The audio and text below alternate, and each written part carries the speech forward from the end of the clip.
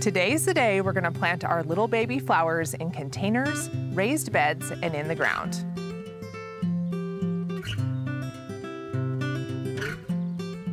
So when it comes to planting containers, the most important thing you want to do before placing your plants is to consider the viewpoint. How are you going to be interacting and looking at your container?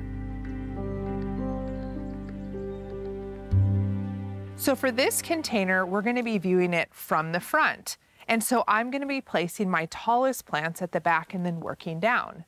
But if I had this placed on a patio and I was viewing it from all sides, that would change how I plant.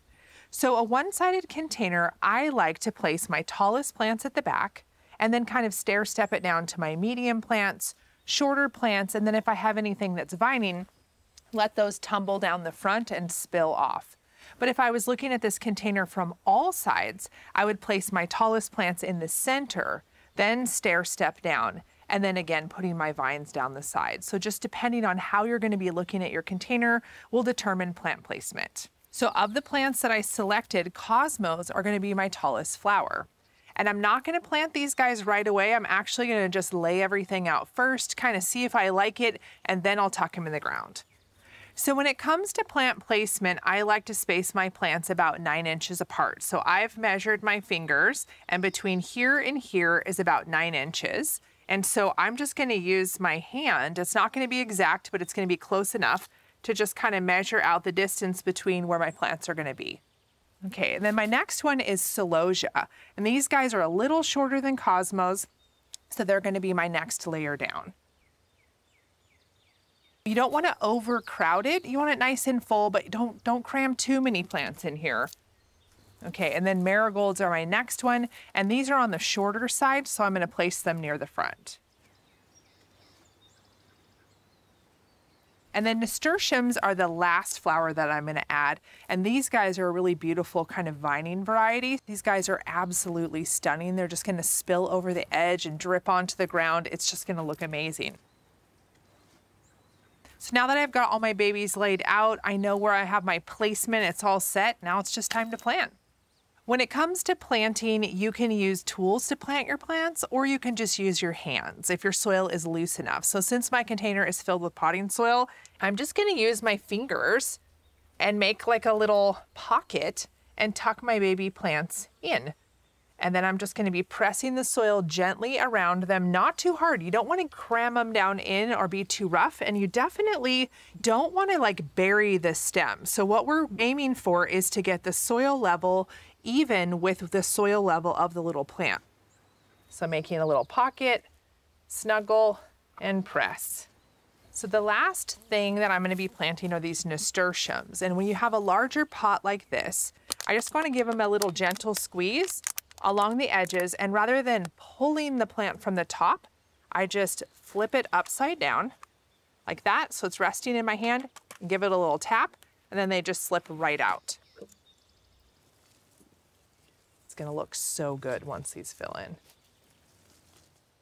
Okay, then I'm just gonna like spread the soil around, make sure everybody looks good, and then that's it. Now I'm just gonna water these guys in deeply, but you can see it's really easy, it's really fast, and you can fit a lot of plants in a really small space. The last and most important step is to give these guys a good drink of water. So when you're watering, be careful. You need to be gentle, especially when your little plants are new. You don't want to use like a heavy stream of water like a jet and pound on them. You don't want to flood the container. I like to use a water wand, and you can see why. The water comes out like rain. I mean, it's very, very gentle, and it gives them a nice soaking without being too overpowering. The water kind of pools on the top, especially when it's with potting soil. So rather than filling the container all the way up and drowning them out, I'm just gonna give it a little drink, watch it soak in, then I'll do it again. Just being really gentle. That's the key here. So those guys have been all soaked in, and next up, let's plant our raised bed.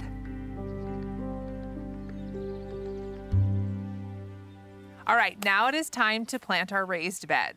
Okay, so I like to get my rows as straight as I possibly can because it makes spacing so much easier. So a little trick that I use is I either get like an old broom handle or a bamboo stake like this, and I use that to make my straight lines. And I'm gonna start here in the middle of the bed. That's gonna be my first row.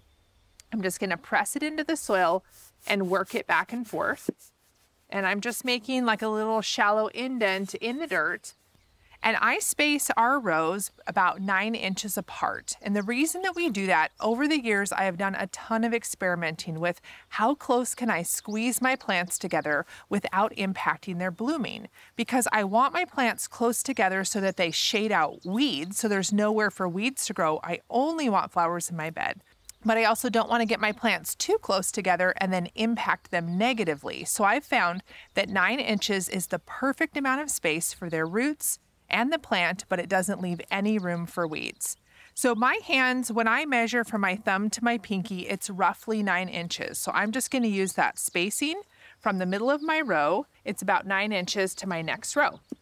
So I'm just going to take my bamboo stake, rough it in, and there's a row. Then I'm going to do the same thing here. The next step is to lay out all of our babies. So I've got these beautiful little zinnia plants that I started from seed about 5 or 6 weeks ago, and they are looking awesome. So before I plant, I want to lay them out. So I'm going to start a few inches out from the edge of my raised bed, and I'm just going to lay my plant down. Then I'm going to measure 9 inches with my fingers, set the next one down. Just going, so you can see that little straight line really helps when laying them out.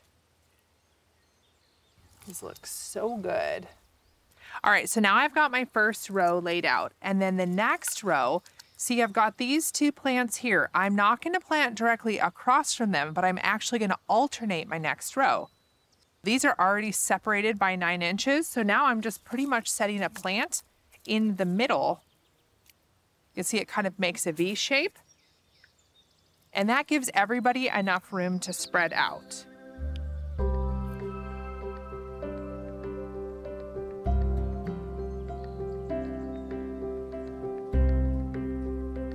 Now it's time to plant into the garden.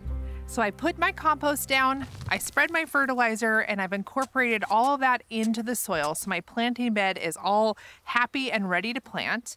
Now for a larger space like this, I like to use string lines to mark out my rows. So I still want nice, long, straight rows, but the great thing about a string line is you can make it as short as you want or as long as you want, depending on how big your bed is.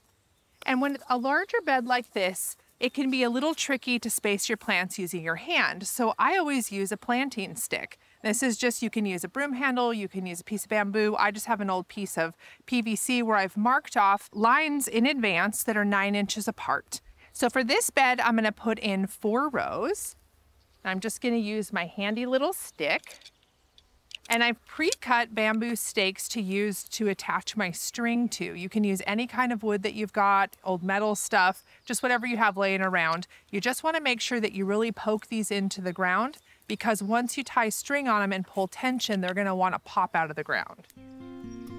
My first stick in.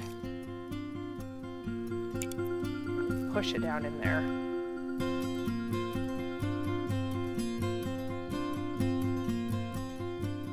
All right, so now that I've got my stakes in, I'm gonna tie on this string. So you wanna knot it on one end, make sure that stake's in there nice and tight, and then don't pull too hard or you're just gonna yank the stake right out of the ground. So I wanna get it tight, but not like so much so that I ruin all that hard work that I just did. And tie it, and then continue with the next one.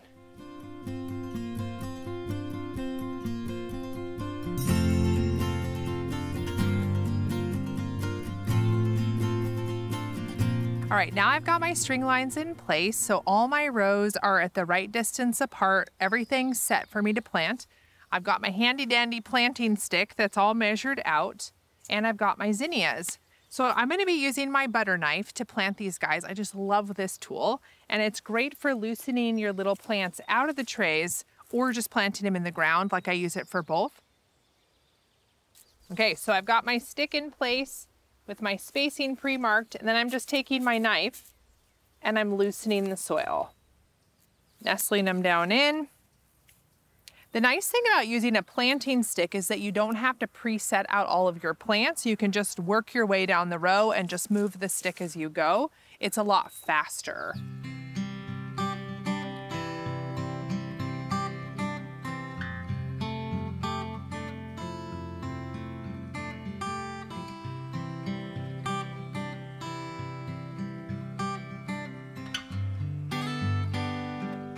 In the long run, having long straight rows makes it so much easier when it comes time to weeding. So one of my favorite tools for weeding is called a Japanese hand hoe. And you can see it has this sharp blade that's just going to go under the surface of the soil and kind of stir the soil and break off the weeds right when they're really small.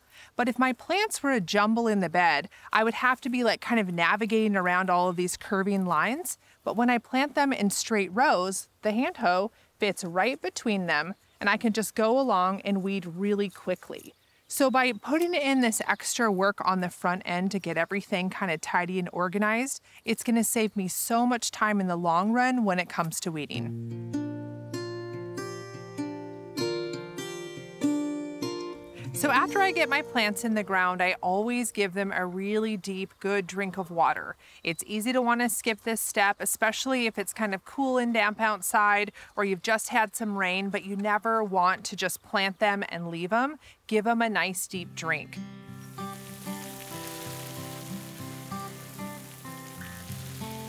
To date, we covered the steps to getting your first plants in containers, raised beds, and in the ground. I can't wait to see what you do on your gardening journey. You're going to have so much fun.